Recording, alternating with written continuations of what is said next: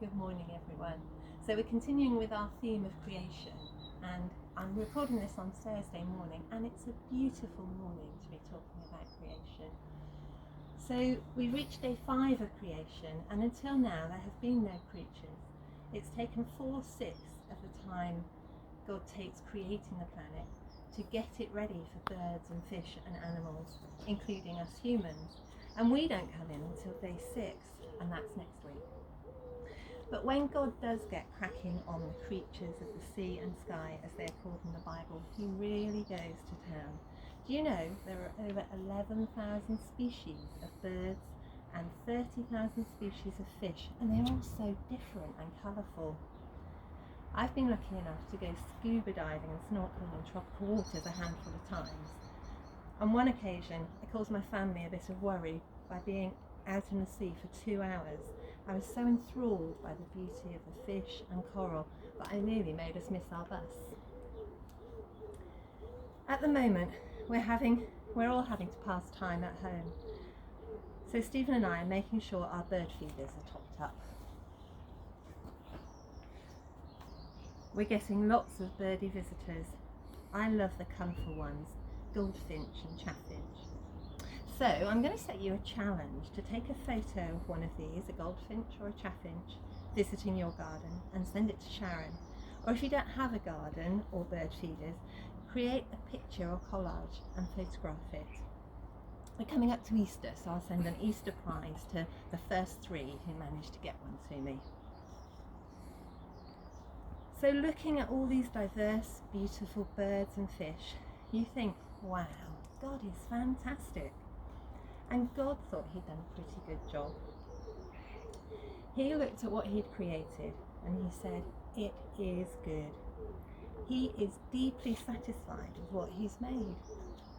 Now, you imagine you'd created something really fantastic and you were really pleased with it and someone destroyed it. My eldest grandson, who's 7, can often be heard in tears of frustration, proclaiming that Henry's ruined my Lego castle, it took me ages to build, or something like that.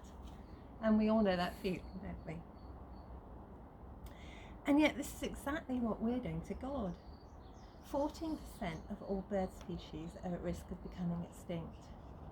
Populations of some common species, such as our tree sparrow, are reduced to 95% of what they were.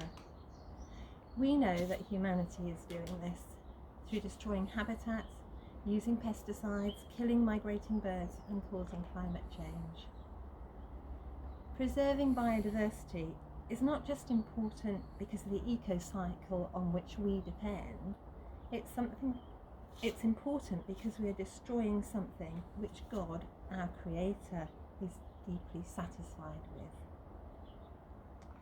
As we've seen in Sharon's drama, birds are significant throughout the Bible.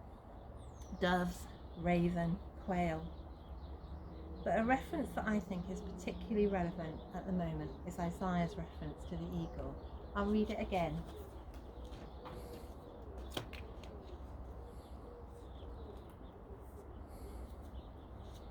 Do you know, have you not heard, the Lord is the everlasting God, the creator of the ends of the earth. He will not grow tired or weary, and his understanding no one can fathom. He gives strength to the weary and increases the power of the weak. Even youths grow tired and weary, and young men stumble and fall. But those who hope in the Lord will renew their strength. They will soar on wings like eagles. They will run and not grow weary. They will walk and not be faint.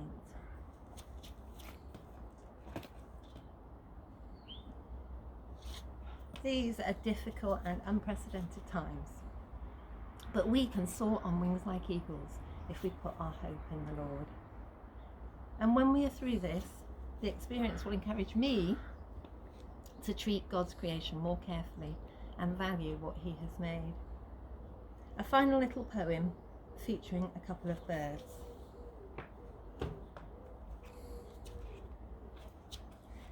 Said the robin to the sparrow, I should really like to know why these anxious human beings rush about and worry so.